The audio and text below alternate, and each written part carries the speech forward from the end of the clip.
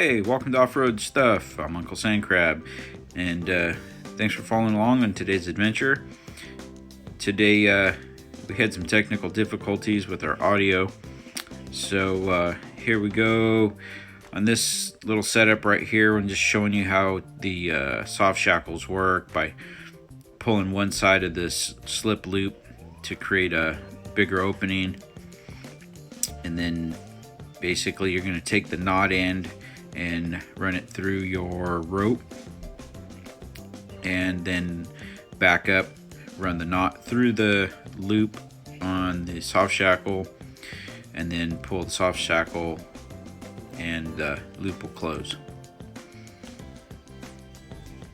So you've heard me talk about checking your recovery points to make sure they're adequate for the job at hand. These guys are pretty good on these Toyotas, especially for this situation. He really just needs a little bump to get some more traction. So what we're doing is running the soft shackle through this loop on the front part of the frame, and then just situating the protective sheath on the soft shackle to help with any abrasion. So I believe we were able to air him down around 10 pounds, 10 psi, and you can tell with just this little bump, once he got forward just a hair, he was able to pretty much get himself out. He was framed out, so he just needed a little bump to get himself going again. So we came across this gentleman, got his truck high centered. He wasn't aired down, and it's kind of what caused him to get high centered. He's trying to back off a dune and basically framed out. So he aired down to around 8 psi, and had him remove the tow ball because I really don't like pulling off of those. They're pretty dangerous. I just stuck the soft shackle in the receiver, ran the pin through it, hooked up our freedom rope right here. On this setup, I'm running a 1-inch freedom rope and a 1.25 inch, and this kind of just gives me a little more length, gets me in a little better position, and just really helps with the kinetic energy with my little rig, so I don't have to work quite so hard.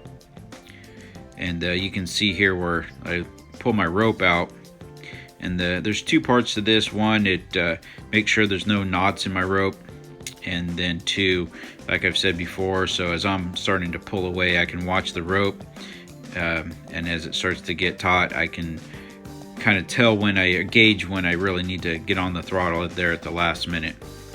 So as you guys can see right here, it really doesn't take a whole lot, especially with these ropes. And if you ever try to do this with a flat strap, it'll pretty much just knock your teeth out.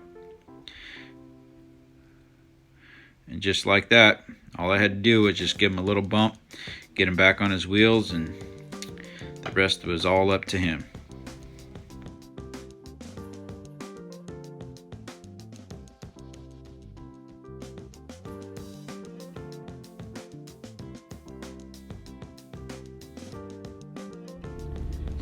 Hey folks, well, that was a nice little cruise Sunday morning down here at the beach, and not a whole lot going on. It's a little windy, so not a lot of people, but there's still a few out here.